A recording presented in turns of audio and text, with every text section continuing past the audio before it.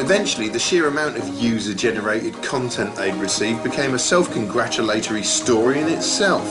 Now, over the past 24 hours, we've had the biggest response so far here at the BBC to any story that we've covered. It's the weather.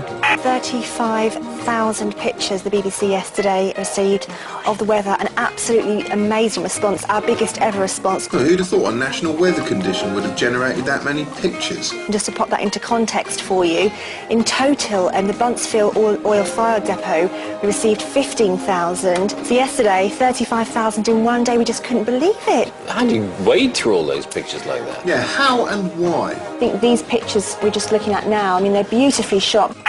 Still, it was fun to hear Bill Turnbull getting a bit Alan Partridge about some of the more jackassy clips. Look at that, look at that. That is dangerous. That really I would not recommend at all. It's probably illegal, and it's not something to do. I don't know, maybe I'm mean-spirited, but when I see all these zany photos sent in by zany members of the public, I just want to run out into the street and start kicking people in the neck. Your snowman pictures, don't send them into the news. You know why? Because they're not news, they're snowman pictures. If the snowman's learned to talk, or he's hanging Saddam Hussein, that's news. This is what news looks like, and this is what a snowman looks like. Can you see the difference? You know what? Paxman agrees with me. In the meantime, it's all available again on the website, along with our editor's pathetic pleas for you to send some of your old bits of home movie and the like, so we can become the BBC's version of Animals Do the Funniest Things. Good night. Now, animals and man don't really mix unless you put them all in a blender, but they've mixed in the news this week. Here's a special animal-centric week in bullshit. Well, hey, animals! They're fun and they don't need release forms. There's been loads of the furry shits in the news lately, like this painting cat thing on BBC Breakfast. 5 News cheered us up with this uplifting story of a disabled man who's turned his dog into a cheap meat-fuelled engine. This is very much the Channel 5 version of Ben-Hur. Thank you, my love. 5 also brought us this startling evidence of Islam's influence on modern Britain, a horse in a hijab. But the most arousing animal story of the week has to be this: lions! And 5 News run an astonishing report about a man who's watched far too many Walt Disney films and not enough Werner Herzog documentaries. That's what you call a lion sandwich. No, this is just lion and a bit of panda. Got it from the garage. In the wild, lions don't like water. But look at this, a young lioness playing with him in the river. Well, they showed him sticking it in a minute. There are plenty who say that any human interaction with a wild animal is just wrong, but others say that this actually promotes the species in a way which should guarantee its long-term survival. Here's a buddy. Are you okay? Yeah. This is normal. MPs' expenses have been in the news again of late. One minute they're claiming money for a second home, you know, just like you can't. And the next their partner's adult viewing habits end up leaving a great big crusty stain all over their expense sheets. But are MPs really all out for themselves? Here's veteran political journalist Peter Oborne with his view. We've been asked to point out that the following represents the personal and some might say cynical views of veteran political commentator Peter Oborne, author of The Rise of Political Lying and the Triumph of the Political Class. Once again, these are views, not facts. Views, not facts. When I went into political reporting 20, 15 years ago, I thought that MPs went in to serve the public good. What I came to realise, the core thing which happened in the House of Commons was not opposition, but collusion. The MPs of rival parties have far more in common with each other than they have in common with ordinary members of the public. That in fact they are, to a large extent, engaged on a conspiracy against the public. I'll give you an example. When Jackie Smith was caught up in her expenses controversy a few weeks ago, which looked very odd to ordinary members of the public, when she went into Home Office questions, and the Home Secretary took questions, there wasn't a single question from the Tory opposition or from the Liberal Democrats about her very peculiar expenses arrangements. And that is because attacking either party on expenses issues is like using an area weapon, i.e. it's going to destroy or kill off personnel on both sides. Labour now no longer would attack a Tory who's bent because there's too much at stake.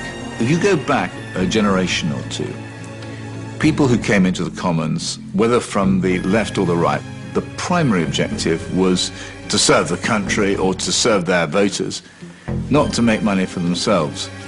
What is new is that the majority of people now coming into Parliament have sought politics as a career since leaving universities. And therefore what we see is the use of the House of Commons, use of MPs' alliances, the use of political connections as a way of making a huge sum of money.